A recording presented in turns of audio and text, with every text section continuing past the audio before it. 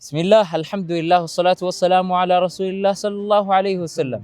deebine gaarraskuno obboleessa keenya Osama Muhammad Ali finnee dhufne hojiin isaatii fi eenyu akka ta'e ifnu haa ibsu. Osama Muhammad Ali Tinjama tajaajilli nuti kennu tajaajila boruu tax services waa'ee tajaajila taaksiidhaan wal qabatee galii namni amma irraa galchuu qabu Kanadaa keessa beekamaadha. Kanaan wal qabatee tajaajila jirru uummata keenya bal'aadhaaf dhiyeessina jechuudha. Tole namni tokko income tax online irratti ofii isaatiif guuttachuu ni danda'a. Barbatti dirqama uummanni namni tajaajila taaksiidhaa kan isiniif haa guutu seerri hin jiru. Namni tokko ofii guuttachuu ni danda'a. Qofa malee wanni barbaachisu waan fi guutuu san karaa seera qabeessa ta'een guutuu danda'udha.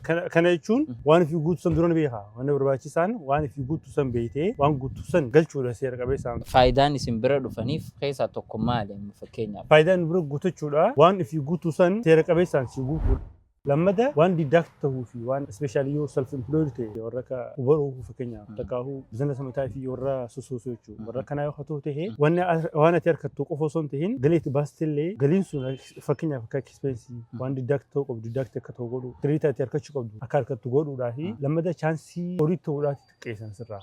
Tole namoota hojii akkam qabaniif income taxii kana guutta? Namootaan fakkeenyaaf warra kaampaanii keessa dalagu warra ka T4 qabu jechuudha. Kaampaanii adda addaa ta'u warra T4 qabu sanii fi warra Uber self employed warra jennu jechuudha. Warra akka Uber fa'aa sanii fi student illee yoo ta'u ta'e warra kana kanaaf ni dhiyeessina jechuudha tajaajila. Bareeda. Ati CRA jalatti register taatee jirta? Of course dhibbaa dhibbatti CRA jalatti register ta'u malee namni tokko illee maaliif sistemni ammaan tana hundinuu online irra deebi'ee jira. Sistemni onlineaan waan faayil goonuuf dirqama CRA'n yoo register si godhuu baatte isaanitti faayil godhuu hin dandeessu. Hattee aanu namni tokko hoggaa income taxii guutuu dhufu maal qabatee si bira dhufuu qaba? T4 yoo nama self employed hin ta'in T4 qabaachuu qaba. T4 jechuun kaampaaniin ati dalaguuf san yoo imeela kasii godhan taate takkaa waraqaa harkatti yoo kasii kannan ta'e waraqaa san qabaachuu qabda. T4 san inkaamni ati dalayde guutuu tochira jira. Amataan keessa meeqa akka dalayde taaksii meeqa akka sirraa muran CPP waan jennuun EI waan jennuun kan hundi jira waan jiruuf dirqama T4 qabaachuu qabda.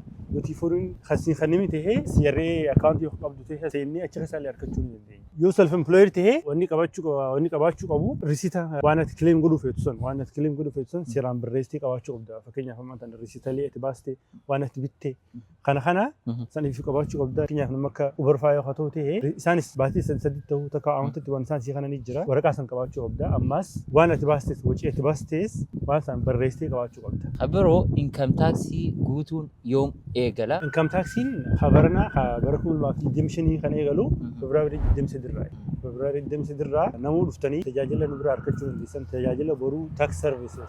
Tole egaa daawwattoota keenya san duratti dhuftanii warri naannoo Torontoo qubattan akkasuma bakka birootti illee qubattan gama onlaayinaatiinis silkii isaa iskiriina gubbaa isiniif keenya akkasumatti adireesii isaatti isinii argattanii 1920 Western Road gubbarratti dhuftanii argachuu ni dandeessanii. Koottaa irraa fayyadamaa income taxii keessan gabbuusaa isiniin jenna. Galatooma. Salaamu alaikum.